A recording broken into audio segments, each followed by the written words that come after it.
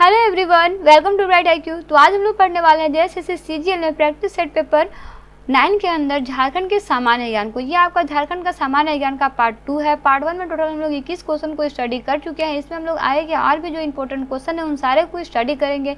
इसमें आपका सिर्फ प्रीवियस ईयर के क्वेश्चन ही नहीं बल्कि आपके जितने भी इंपॉर्टेंट क्वेश्चन हो सकते हैं चैप्टर वाइज हम लोग क्वेश्चन को कवर अप करने का कोशिश किया है। साथ ही साथ हम लोग MCQ क्वेश्चन ही नहीं बल्कि क्वेश्चन से जितने भी बेसिक कॉन्सेप्ट बन सकते हैं सारे कॉन्सेप्ट को भी इस वीडियो में स्टडी करने वाले हैं। तो प्लीज़ वीडियो को बिल्कुल भी स्किप मत कीजिएगा, एंड तक जरूर देखिएगा और जितना हो सके इस वीडियो को आप जरूर शेयर कीजिएगा।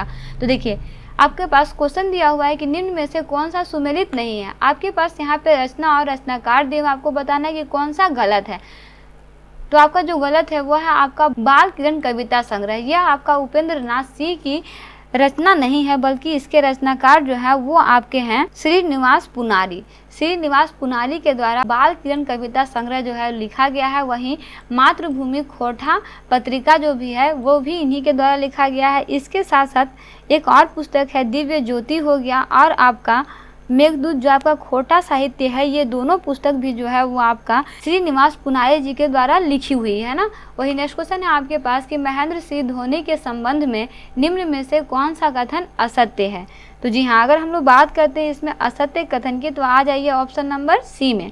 इसमें क्या है कि इन्हें 2009 में झारखंड रत्न से सम्मानित किया गया। तो जी नहीं, इनको झारखंड रत्न से सम्मानित नहीं किया गया, बल्कि इसमें याद रखिएगा कि महेंद्र सिंह धोनी को माही एवं कैप्टन कूल के उपनाम से भी जाना जाता है। यह आपका एक एक्स्ट्रा टॉपिक है, इसे आपको याद रखना बहुत महत्वपूर्ण है। किस नाम से जाना जाता है? तो माही एवं कैप्टन कूल के उपनाम से जाना जाता है। साथ ही साथ इन्हें 2007 में झारखंड रत्न से सम्मानित किया गया था, जबकि 2009 में पद्मश्री से सम्मानित किया गया था। वहीं 2018 में पद्म भूषण से सम्मानित किया गया था, इसे याद रखिएगा।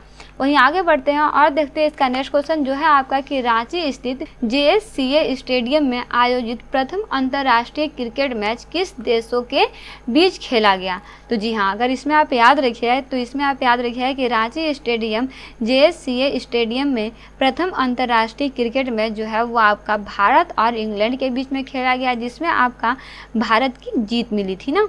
वही नेक्स्ट क्वेश्चन है आपके पास कि निम्न में से कौन सी झारखंड राज्य के लोक चित्रकला में से एक है। तो जी हाँ, जो आपका झारखंड की लोक चित्रकला है वो है आपका सोहराय।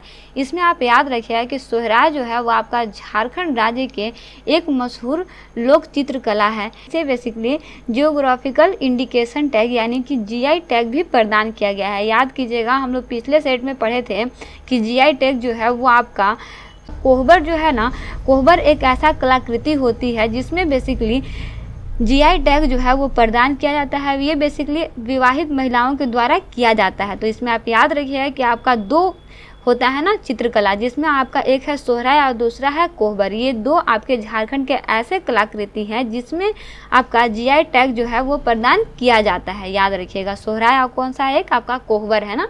वही नेक्स्ट क्वेश्चन है आपके पास कि आदिवासी त्योहारों में पूजित कौन सा वृक्ष झारखंड का राज्य वृक्ष माना जाता है। तो जी हाँ, वो है आपका आदिवासियों त्योहार में सखुआ वृक्ष की पूजा की जाती है तथा यह आपका झारखंड का राजकीय वृक्ष है ना, किसका? सखुआ का वृक्ष ना। वहीं आगे बढ़ते हैं, देखते हैं इसका नेक्स्ट क्वेश्चन जो है आपका कि झारखंड में निम्न में से कौन सी जनजाति स्थानांतरित कृषि की प्रथा से जुड़ी हुई है। तो जी हाँ, अगर हम लोग यहाँ पे देखते हैं तो वो है आपका सौरिया पहाड़िया। कौन है? सौरिया पहाड़िया। सौरिया पहाड़िया जनजाति जो है वो आपका कृषि को बदलने की प्रथा से जुड़ी हुई है। साथ ही साथ यह एक आदिम जनजाति है। इसे मलेर के नाम से भी जाना जाता है। याद रखिए किसे? सौरिया जनजाति को किस नाम से? मलेर जनजाति के नाम से जाना जाता है ना। वही नेक्स्ट क्वेश्चन है आपके पास कि सौरिया पहाड़िया वेरु गुसाई की पूजा किस प्राकृतिक शक्ति के रूप में करते हैं। तो जी हाँ, सौरिया पहाड़िया वेरु गुसाई की पूजा जो है वो सूर्य के रूप में करते हैं। किस रूप में करते हैं? सूर्य के रूप में करते हैं। वहीं इसमें आप एक चीज़ याद रखिएगा कि इसके सर्वोच्च देवता को लहू गुसाई कहते हैं। क्या बोलते हैं? लहू गुसाई बोलते हैं ना। वहीं आगे बढ़ते हैं और देखते हैं इसका नेक्स्ट क्वेश्चन जो है आपका कि निम्न में से कौन सी जनजाति झारखंड की आधिकारिक अनुसूची की सूची में शामिल है। तो जी हाँ, अगर हम लोग इसमें देखते हैं तो आप याद रखिएगा कि वो है आपका बिरजिया। कौन सा है? बिरजिया जनजाति है ना। बेसिकली झारखंड की 32 आधिकारिक अनुसूचित जनजाति की सूची में सिर्फ बिरसिया ही इसमें शामिल है, याद रखिएगा ना। वही नेक्स्ट क्वेश्चन है आपके पास कि झारखंड की राजनीतिक समाज में सरहुल नामक शब्द किससे संबंधित है।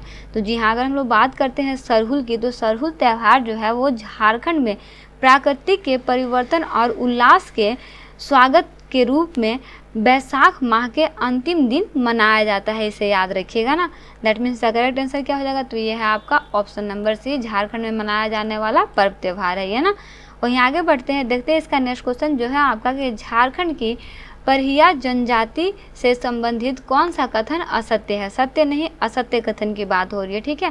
तो अगर हम लोग असत्य कथन की बात करते हैं तो याद रखिएगा कि परिया जनजाति जो है इसका समाज जो है वो आपका मात्र सत्तात्मक है। ढोल बजाना व बांस की टोकरी निर्मित करना इसका मुख्य व्यवसाय है ना, इसलिए यहाँ पे ये आपका गलत हो जाएगा। यहाँ पे क्या है कि ये आपका पितृ सत्तात्मक पर विश्वास रखता है, जबकि आपका क्या है, मात्र सत्तात्मक है, इसलिए आपका ऑप्शन सी जो है करेक्ट आंसर हो जाएगा, गलत हो जाएगा ना। वही नेक्स्ट क्वेश्चन है आपके पास कि झारखंड में तीसरी बार किस वर्ष राष्ट्रपति शासन लागू हुआ था। तो जी हाँ, अगर हम लोग बात करते हैं तीसरी बार झारखंड में राष्ट्रपति शासन लागू होने की तिथि की, तो वो था आपका 18 जनवरी 2013। कब हुआ था, तो 18 जनवरी, यहाँ पे 18 नहीं लिखा हुआ है, लेकिन याद रखिएगा कि 18 जनवरी 2013 को ये लागू किया गया था और आपका 12 जुलाई 2013 तक लागू था ना, इसे याद रखिएगा। इस समय झारखंड के राज्यपाल जो थे वो आपके डॉक्टर सैयद अहमद थे। कौन थे, डॉक्टर सैयद अहमद झारखंड के राज्यपाल थे ना। वहीं आगे बढ़ते हैं और देखते हैं इसका नेक्स्ट क्वेश्चन जो है आपका कि झारखंड के पूर्व मुख्यमंत्री रघुवर दास ने मुख्यमंत्री के रूप में किस विभाग में कार्य किया, जो 2015 में एनडीए झारखंड के दौरान मुख्यमंत्री के रूप में अर्जुन मुंडा के अधीन विभाग बनाया गया था। तो जी हाँ, अगर इसमें आप याद रखिएगा कि आपका झारखंड के पूर्व मुख्यमंत्री रघुवर दास ने राज्यपाल के रूप में शहरी विकास मंत्री विभाग में कार्य किया था, जो आपका 2005 में एनडीए सरकार के द्वारा मुख्यमंत्री के रूप में अर्जुन मुंडा के अधीन विभाग बनाया गया था, इसे याद रखिएगा। वही नेक्स्ट क्वेश्चन है आपके पास कि मेसो परियोजना के अंतर्गत एक प्रखंड में कितनी जनजाति आदिम होनी चाहिए। तो जी हाँ, मेसो परियोजना के अंतर्गत एक प्रखंड में टोटल 50% जनजाति आदिम होनी चाहिए ना। वही नेक्स्ट क्वेश्चन है आपके पास कि अंबेडकर तकनीकी छात्रवृत्ति योजना किस पाठ्यक्रम के लिए दिया जाता है। तो जी हाँ, अंबेडकर तकनीकी छात्रवृत्ति योजना जो है वो आपका मेडिकल और इंजीनियरिंग दोनों ही पाठ्यक्रम के लिए दी जाती है।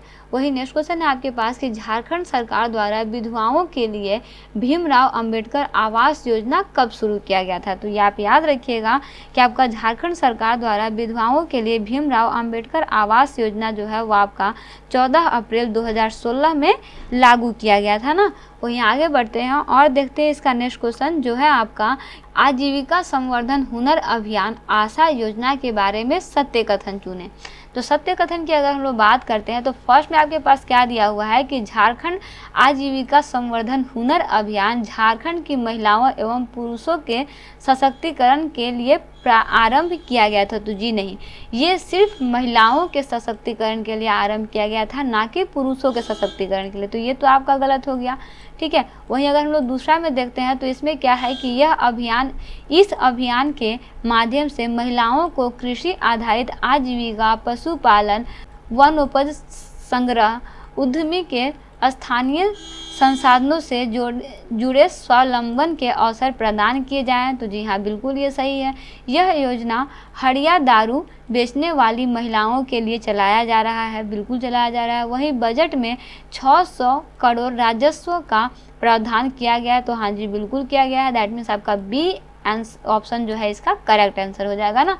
वही नेक्स्ट क्वेश्चन है आपके पास कि झारखंड औद्योगिक पुनर्वास योजना के अंतर्गत योजना राशि में राज्य सरकार की कितनी प्रतिशत भागीदारी है। तो जी हाँ, कहा जाता है कि झारखंड औद्योगिक पुनर्वास योजना के अंतर्गत योजना राशि में राज्य सरकार की टोटल 100% जो है वो भागीदारी है। वहीं आगे बढ़ते हैं और देखते हैं इसका नेक्स्ट क्वेश्चन जो है आपका कि झूमर गीत कब गाया जाता है। तो जी हाँ, अगर हम लोग झूमर गीत की बात करते हैं तो झूमर गीत जो है वो आपका पर्व त्योहार के अवसर पर झूमर राग में ही गाया जाता है।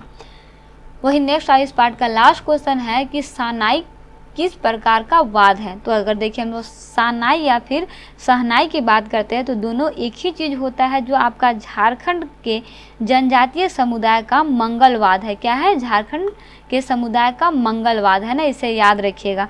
वहीं अगर इसमें देखते हैं तो इसका प्रयोग जो है वो आपका छऊ, पाइका तथा नटुआ नृत्य में विशेष रूप से किया जाता है। यह शादी, विवाह, पर्व, त्योहार आदि अवसरों पर भी बजाया जाता है। तो इसे आप याद रखिएगा।